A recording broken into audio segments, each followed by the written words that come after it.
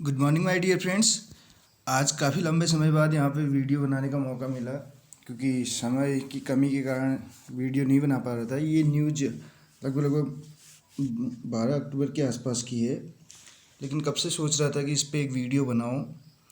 तो इसमें जो है हाई कोर्ट का जो आदेश है, उसमें एससी ओबीसी ईडब्ल्यूएस श्रेणी के पदों पर जो आरक्षण है वो कट ऑफ जारी करें, उन पे पदों पर बिना आरक्षण जो है कट ऑफ जारी करें। ये माननीय हाईकोर्ट का आदेश है, ठीक है। इसमें बात करें तो महिलाओं का सारा कोटा रद्द इसमें बोल रहा है जो आरक्षण का है।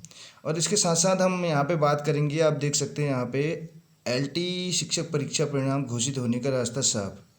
तो ये इसमें न्यूज़ दी गई है, इसको एक बार पढ़ लेते हैं। तो इसके बाद में यहाँ पे कुछ एलटी जो शिक्षक परीक्षा परिणाम घोषित करने का जो रास्ता साफ है, इसके बारे में भी थोड़ा बहुत यहाँ पे विस्तार से चर्चा करेंगे। हाई कोर्ट ने उत्तराखंड लोक सेवा आयोग को आरक्षित श्रेणी यानी कि एससी ओबीसी और ईडब्ल्यूएस के पदों के लिए भी जो है उत्तराखंड महिला आरक्षण के बिना संशोधित कट ऑफ जारी अंक सूची जो है मतलब जारी करने को कहा है। कोर्ट ने इससे पहले सामान्य श्रेणी की महिला उम्मीदवारों को लेकर ऐसा भी आदेश पारित किया था कि इस तरह अब उत्तराखंड को सभी महिलाओं के लिए आरक्षण खत्म उत्तराखंड की सभी महिलाओं के लिए जो आरक्षण है उसको खत्म कर दिया गया है करके। तो इसके लिए जगह जगह आंदोलन भी किए जा रहे थे। आपने देखा जैसे कि बेरोजगार संघ की मांग थी, जब वीडियो जो भर्ती घोटाला था उस टाइम पे भी ये कह रहे थे कि महिलाओं का जो आरक्षण है उसको लेकर यहाँ पे बात हो रही थी। तो मंगलवार को मुख्य न्यायाधीश विपिन सांघी और न्यायमूर्ति मनोज कुमार तिवारी की खंडपीठ ने उत्तराखंड लोक सेवा आयोग द्वारा पीसीएस परीक्षा की संशोधित कट ऑफ सूची में आरक्षित श्रेणी की महिलाओं को 30% 36 आरक्षण देने के खिलाफ दायर याचिकाओं पर सुनवाई की, ठीक है।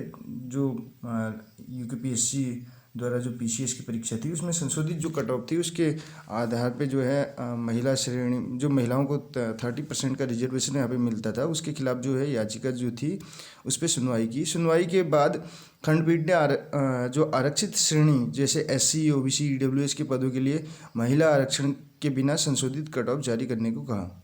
अब जो कट ऑफ जारी होगी वो बिना आरक्षण के होगी, यानी कि 30% जो रिजर्वेशन है वो उसमें महिलाओं को वो नहीं दिया जाएगा, ये बात की गई उसमें। खंडपीठ ने सरकार के 4 सप्ताह में जवाब पेश करने के साथ साथ अगली सुनवाई के लिए 2 दिसंबर की तिथि तय की है। अब जो अगला डिसीजन इस पे आएगा वो 2 दिसंबर को आएगा। इसमें 30% जो क्षैतिज आरक्षण देने के खिलाफ दायर याचिकाओं पर सुनवाई हुई और इसके अलावा 4 सप्ताह में जवाब पेश करने को कहा हाईकोर्ट ने राज्य सरकार से, ठीक है। अब बात करें तो अगला पॉइंट इसमें है पीसीएस परीक्षा में उत्तराखंड की आरक्षित श्रेणी की महिलाओं को नहीं मिलेगा आरक्षण, यानी कि जो जिनको रिजर्वेशन मिलता था वो नहीं मिलेगा, यहाँ पे ये बात की जा रही है। तो बाहरी राज्यों के अभ्यर्थियों की ओर से दायर याचिका पर खंडपीठ ने दिया निर्णय। तो ये कुछ मेन हेडिंग्स हैं यहाँ पे। तो महिला आरक्षण को लेकर जो चल रहा था, बीच में भी हमने देखा जगह जगह आंदोलन किए जा रहे थे, तो उसके बिना यहाँ पे कट ऑफ जारी की जाए, ऐसा माननीय हाईकोर्ट का जो है डिसीजन है। तो इसमें भी अभी आगे भी जहाँ तक है हमें देखने को मिलेगा, इसमें आंदोलन तो होगा जैसा कि अभी चल रहा था, क्योंकि आज तक जो है 30% रिजर्वेशन इसमें मिला है, तो अब इसको रद्द करने की बात की जा रही है। तो अगली जो हेडिंग है उसमें देखिए यूपी के उम्मीदवारों ने दायर की हैं याचिकाएं। इसके बाद अगर बात करें इधर साइड में, अगर दूसरी साइड हम देखें तो एलटी परीक्षा जो है, एलटी परीक्षा की बात करें तो यहाँ पे आप देख सकते हैं एलटी शिक्षक परीक्षा परिणाम घोषित होने का रास्ता साफ। तो जो इसमें पहले जैसे कुछ याचिकाएं दायर हुई थी माननीय हाईकोर्ट में, तो उनका जो है रास्ता अब साफ हो चुका है। तो यहाँ पे एलटी परीक्षा जो परिणाम है वो घोषित होने की उम्मीद है, कह रहा है, जैसे कुछ सब्जेक्ट्स में यहाँ पे नहीं हुई थी, ठीक है। तो इसमें देखिए आप, हाई कोर्ट ने सहायक अध्यापक एलटी ग्रेड के हिंदी शारीरिक शिक्षा एवं सामाजिक विज्ञान विषय की अधीनस्थ सेवा चयन आयोग द्वारा जारी उत्तर कुंजी को चुनौती देने वाली 30 याचिकाओं को खारिज कर दिया है। यानी कि यहाँ पे ये जो 30 याचिकाएं थी इनको खारिज कर दिया गया है, जिनकी वजह से इनका रिजल्ट अभी तक यहाँ पे डिक्लेयर नहीं हो पाया था, ठीक है। जिससे इन विषयों का परीक्षा परिणाम घोषित होने का रास्ता साफ हो गया है। बात करें जो हिंदी, शारीरिक शिक्षा और सामाजिक विज्ञान में जो रिजल्ट अभी तक मतलब कहने का मतलब है वो डिक्लेयर नहीं हो पाया था, तो अब इनकी याचिकाएं जो 30 याचिकाएं इस पे दायर की गई थी वो खारिज कर दी गई हैं। तो इससे इनका रास्ता साफ हो गया कि अब ये जो है परिणाम जो है घोषित किया जाएगा करके। इन याचिकाओं की सुनवाई न्यायमूर्ति मनोज कुमार तिवारी की एकल पीठ में हुई। आयोग ने सहायक अध्यापक LT ग्रेड के हिंदी शारीरिक शिक्षा एवं सामान्य विषय में भर्ती के लिए हुई लिखित परीक्षा वस्तुनिष्ठ के बाद उत्तर कुंजी जारी कर आपत्तियां मांगी थी। ठीक है, आपत्तियों को 3 सदस्यीय समिति के समक्ष रखा गया। समिति की संस्तुति के बाद नई उत्तर कुंजी जारी हुई, जिसमें पहली बार जारी हुई उत्तर कुंजी के कुछ सवालों के उत्तर परिवर्तित हुए। 30 अभ्यर्थियों ने दी थी चुनौती। तो ये तो है LT शिक्षक परीक्षा परिणाम घोषित होने का रास्ता साफ करके, जैसे आपने हेडिंग में देखा।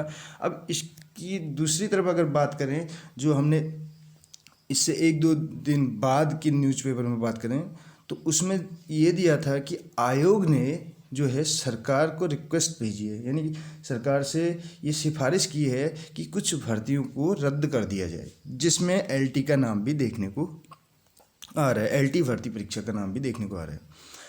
तो क्योंकि ऐसा माना जा रहा है कि इस भर्ती परीक्षा में भी जो है भ्रष्टाचार हुआ है करके। अब भ्रष्टाचार की बात करें तो भ्रष्टाचार यहाँ पे हर एक परीक्षा में लगभग हुआ है, लेकिन अब इनको पता चल रहा है भ्रष्टाचार हुआ है करके, जब यानी कि 1 साल से भी ज़्यादा का समय हो चुका है। ऐसे में बहुत बड़ी दिक्कत है किसके लिए, जो बेरोजगार कैंडिडेट हैं, चाहे जिन्होंने एग्ज़ाम पास किया हो और चाहे ना किया हो। अब जिन्होंने नहीं किया है वो इसमें चाहते हैं कि इस भर्ती परीक्षा को रद्द किया जाए या इसकी जांच हो। अब दूसरी तरफ बात करें, जिन्होंने एग्ज़ाम को पास किया है तो वो जल्द से जल्द नियुक्ति चाहते हैं, और हो भी क्यों ना हो। क्योंकि अब इसमें देखिए, मैं अगर इन सारी चीज़ों को एक साइड रखते हुए इसका एनालिसिस करूं, तो यहाँ पे मुझे भी ये लगता है कि जिन्होंने मेहनत कर रखी है, जिन्होंने 10 साल के बाद इस 10 या 8-10 साल की तैयारी के बाद इस एग्ज़ाम को क्वालिफाई किया है, तो उन्हें नियुक्ति मिलनी चाहिए। लेकिन अब दूसरी तरफ बात करें, जब भ्रष्टाचार की बात हो रही है तो इसमें क्या करना चाहिए सरकार को। तो भ्रष्टाचार की बात करें तो हर एक एग्ज़ाम में हो रहा है, ये आप भी जानते हैं और मैं भी भली भांति जानता हूँ इस बात को। इससे कोई भी मतलब इस चीज़ को कोई भी इग्नोर नहीं कर सकता। लेकिन भ्रष्टाचार हुआ है तो इसका, जैसा कि हमने देखा, 1 साल बाद, साल भर का समय तो उनका भी निकल चुका है जिन्होंने इस एग्ज़ाम को पास किया है। सीधी सी बात है, इस परिस्थिति में तो वो लोग तो तैयारी क्यों करेंगे जिनका ऑलरेडी एग्ज़ाम क्वालिफाई हो चुका है। अगर वो लेक्चरर की प्रिपरेशन कर रहे हों तो वो बात अलग है, नहीं तो बहुत सारे लोगों ने पढ़ाई से अपना थोड़ा सा मतलब बोलें तो रास्ता उनका वो हो गया होगा, क्योंकि जॉब लगने के बाद थोड़ा सा ऐसा होता है। ठीक, अब क्योंकि आपने भी देखा होगा जब कोई परीक्षा ही नहीं आती है उस टाइम पे उतनी अच्छी प्रिपरेशन नहीं हो पाती है, क्योंकि कुछ अगर सामने लक्ष्य हो तो हर कोई तैयारी करता है। अगर लक्ष्य आपके पाले में आ गए हो, यानी कि आपने पा लिया हो, तो उसके बाद तैयारी करने की उम्मीद उतनी नहीं रहती। हाँ, कुछ चीज़ों पे, जिन कॉन्सेप्ट्स पे आपको डाउट हो तो उन पे आप अपने आप को बेहतर करने की कोशिश करते हैं। तो ऐसे में जिन लोगों का सिलेक्शन हो रखा है तो उनको तो जो है नियुक्ति मिलनी चाहिए, उनके साथ न्याय होना चाहिए। ये बात इस पोस्ट के माध्यम से मैं भी कहना चाहूँगा, क्योंकि 7-8 साल से जो तैयारी कर रहा है और जिसका 1-1, 2-2 नंबर से रुक जाता है हर बार, और इस बार बड़ी मुश्किल से अगर उन्होंने क्वालिफाई किया है तो उनको जो है नियुक्ति मिलनी चाहिए। क्योंकि ये किसी के साथ भी हो तो एक टाइप से गलत ही होगा। और इसमें मैं पर्सनली कितने कैंडिडेट्स को जानता हूँ जिनका बड़ी मुश्किल से इस बार हो रखा है, और हर बार मैंने खुद देख रखा है उनका पॉइंट से रुक जाता था। और कुछ तो कैंडिडेट ऐसे हैं जिनका 10-10 साल बाद हो रखा है, जो डिजर्व करते भी हैं। ठीक है, और जो कुछ तो ऐसे भी हैं जो टॉपर्स की लिस्ट में भी हैं उनमें से। तो ऐसी कंडीशन में उनको नियुक्ति मिलनी चाहिए, और साल भर का ऑलरेडी इंतज़ार कर चुके हैं। आप खुद लगाइए, अगर उनकी जगह आप भी होते तो आप भी यही चाहते कि आपको नियुक्ति मिले। अब बात करें दूसरी तरफ, जब अगर सरकार से सिफारिश की जा रही है आयोग के द्वारा, तो एक काम इसमें ये हो सकता है, जैसे सरकार बीडीओ बीपीडीओ भर्ती को निरस्त नहीं किया है अभी तक, तो इससे तो यही मंशा उसकी जाहिर होती है कि वो जांच भी जारी रखना चाहती है और दूसरी तरफ उनको नियुक्ति भी देना चाहती है। तो क्यों ना वही रास्ता यहाँ पे भी अपनाया जाए। अब जांच करते रहिए, कोई दिक्कत नहीं, तब तक उनको नियुक्ति दे दीजिए, क्योंकि जिससे कि स्कूलों की व्यवस्था जो है वो भी सुचारू रूप से चल पाए। यहाँ पे नुकसान उन कैंडिडेट्स को ही नहीं है जिनका इसमें सिलेक्शन हो रखा है, इसमें नुकसान बच्चों का भी है, क्योंकि कुछ स्कूल ऐसे हैं जो एक एक दो दो टीचरों के भरोसे चल रहे हैं। तो इस कंडीशन में सरकार को ये चाहिए कि नियुक्ति तो दे, उसके साथ साथ अगर चाहे तो जांच भी जारी रखे। ऐसा नहीं है कि नियुक्ति मिलने के बाद वो नहीं हो सकता। जब आप 2016 भर्ती परीक्षा की जांच करवाने की हिम्मत रखते हैं या 18 की करवाने की वो सोच रहे थे इस बीच, तो क्यों ना 22 की जा सके, 22 की भी कर सकते हैं। लेकिन इसके लिए एक ही चीज़ ज़रूरी है, आप जांच भी जारी रखिए, जांच भी करवाइए, और जो जितने संभव हों, जो ब्लैक सीप्स वाला जो कॉन्सेप्ट है, जो काली भेड़ें घुसी हैं, तो उनको भी पकड़ा जाए।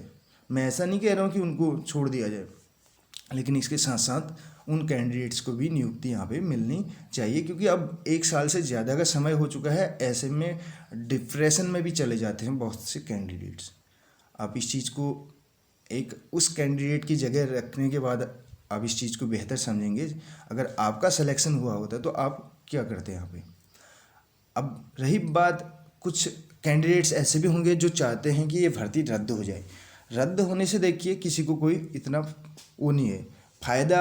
अगर नुकसान की बात करें तो फ़ायदा नुकसान इसमें नहीं देखा जाता है। इसमें ये देखा जाता है कि जिसने एग्ज़ाम को क्वालिफाई किया है तो उसको तो उसका जो है रिवॉर्ड मिलना चाहिए, जिसने अपनी मेहनत से करके। और मैं ये जानता हूँ पर्सनली, मैं ये नहीं कहूँगा कि इसमें 50% या 60% ऐसा हुआ है। हो सकता है इसमें 10-20% हो, लेकिन बहुत से कैंडिडेट्स को मैं पर्सनली जानता हूँ जिन्होंने अपने दम पे परीक्षा क्वालिफाई की है। तो ऐसे में सरकार को ये करना चाहिए कि उनको नियुक्ति भी मिले और साथ साथ आप जांच भी जारी रख सकते हैं। तो ज़्यादा तो सरकार के ऊपर डिपेंड करता है, लेकिन ये इस न्यूज़पेपर के माध्यम से मेरे अपने विचार थे। तो अगर आपको अच्छे लगें तो ठीक है, ना लगें तो कोई दिक्कत नहीं है, आप स्वतंत्र हैं, अपनी बात आप भी रख सकते हैं। तो मिलते हैं अगली वीडियो में। वीडियो कैसी लगी आपको ज़रूर बताइएगा। तो ये कई दिनों बाद यहाँ पे ये वीडियो देखने को मिल रही होगी। ये किसी का पक्ष विपक्ष नहीं है, जो एनालिसिस मुझे लगता था वो मैंने करने की कोशिश की। तो इसमें मैं एक ही चीज़ कहना चाहूँगा। और जो रही बात यहाँ पे भर्ती परीक्षा को रद्द करने की, या कुछ कैंडिडेट ऐसे हैं जो चाह रहे हैं कि भर्ती परीक्षा रद्द हो जाए, या जिनका सिलेक्शन नहीं हुआ है, तो उनको भी ये नहीं सोचना चाहिए, क्योंकि ये कल के डेट में उनके साथ भी हो सकता है। क्योंकि ये ज़रूरी नहीं है कि इस बार आप बिल्कुल एकदम फाइन आप चाह रहे हैं कि ये करप्शन जो है बिल्कुल एकदम इसका समापन हो जाएगा, क्योंकि करप्शन भी किसके द्वारा हो रहा है, हम में से ही कुछ हैं वो। अब इस चीज़ को मान लीजिएगा, हर किसी को पता रहता है, हर किसी के आस पड़ोस में कुछ ऐसे कैंडिडेट्स का सिलेक्शन होता है जो ना की तैयारी कर रहे होते हैं और ना कहीं से कहीं तक एजुकेशन के टच में रहते हैं, लेकिन इसके बावजूद एविडेंस ना होने के कारण हम कुछ नहीं कर पाते हैं, या कुछ लोग ह्यूमैनिटी दिखाने की कोशिश करते हैं, या जो भी है कुछ कारणों की वजह से इन चीज़ों को उजागर नहीं कर पाते हैं। ये तो आप भी जानते हैं, मैं भी जानता हूँ, मैं भी उत्तराखंड का हूँ, आप भी उत्तराखंड से ही हैं। तो इन चीज़ों को भली भांति आप जानते हैं। बहुत से ऐसे कैंडिडेट्स होते हैं जिनका कहीं से कहीं तक कोई संपर्क नहीं रहता है। चाहे किसी भी भर्ती की बात करें, 18 में जो हुई थी उसकी बात कर लें, 18-19 के आसपास जो हुई थी, या अभी की बात कर लें, तो बहुत से कैंडिडेट ऐसे हैं जिनका कहीं से कहीं तक कोई नाता नहीं रहता है एजुकेशन से, उसके बाद भी उनका सिलेक्शन हो जाता है। तो ऐसे कैंडिडेट्स के खिलाफ आप क्या कर सकते हैं? कुछ भी नहीं कर सकते। अगर आपके पास एविडेंस नहीं है, बिना एविडेंस के आप किसी पे ब्लेम नहीं कर सकते। ठीक। तो ये मेरा अपना मानना है। और रही बात इस भर्ती परीक्षा को कैंसिल करने की, तो कैंसिल करके मुझे नहीं लगता है सरकार कुछ अच्छा करेगी, क्योंकि वो भी हमारे ही भाई बहन हैं जो बात करें बेरोज़गार हैं, जिन्होंने इसको क्वालिफाई किया है इस एग्ज़ाम को। तो इससे बेहतर यही होगा जो सरकार है उसको अपनी जांच भी जारी रखनी चाहिए और उनको नियुक्ति भी मिलनी चाहिए, और जितने लोग इसमें दोषी पाए जाते हैं तो उन पोस्ट को हो सकता है अगली जो वैकेंसी है उसमें ऐड कर दिया जाए। अब देखिए जो लोग ये चाह रहे हैं कि भर्ती रद्द हो, या जिनका पॉइंट से रुका है, क्योंकि कुछ कैंडिडेट्स ऐसे भी होंगे जो चाहते हैं कि जांच हो, क्योंकि बहुत से कैंडिडेट्स ऐसे भी होंगे जो इसके इर्द गिर्द इस मेरिट के रुके होंगे। तो उनके लिए एक ही सबसे बेहतर ऑप्शन है अब कि जो सरकार जो है इसमें जांच को भी जारी रखे, और साथ साथ जो है जो दोषी पाए जाते हैं उनको सज़ा देने का काम करे, और जितनी सीटें बच जाती हैं तो उस पर वेटिंग लिस्ट जारी करे, और उसके साथ साथ नई वैकेंसी के लिए जो बेरोज़गार संघ है या जो बेरोज़गार जो भी कैंडिडेट्स हैं, जो अगर इसकी बात करें टीचिंग फील्ड की, तो उनको उसके लिए जोर लगाना चाहिए कि ताकि नई वैकेंसी आ सके यहाँ पे, और उन्होंने भी जो तैयारी की है उनको भी उसको वहाँ पे प्रेजेंट करने का मौका मिले अपने आप को। तो मैं यही कहना चाहूँगा। फाइनली बहुत लंबी इस वीडियो को ना बनाते हुए मैं यहीं पे जो है अपना जो एनालिसिस था उसको यहीं पे समापन की ओर ले जाऊँगा। और कैसी लगी एक बार फिर से कहना चाहूँगा आपको वीडियो। तो आप अगर वीडियो पसंद आई हो तो लाइक करना ना भूलिएगा। अगर आपको पसंद ना आए तो आप कोई दिक्कत नहीं, कोई लाइक की मैं यहाँ पे डिमांड नहीं करूँगा। लाइक कमेंट शेयर से मुझे कोई फ़र्क नहीं पड़ने वाला। मुझे अपनी बात रखनी थी यहाँ पे, मैंने रखी एक सिस्टमेटिक वे में। तो हर कोई, मैं फिर से ये कहना चाहूँगा, स्वतंत्र है अपनी बात रखने के लिए, लेकिन एक मर्यादित वे में। Thank you so much.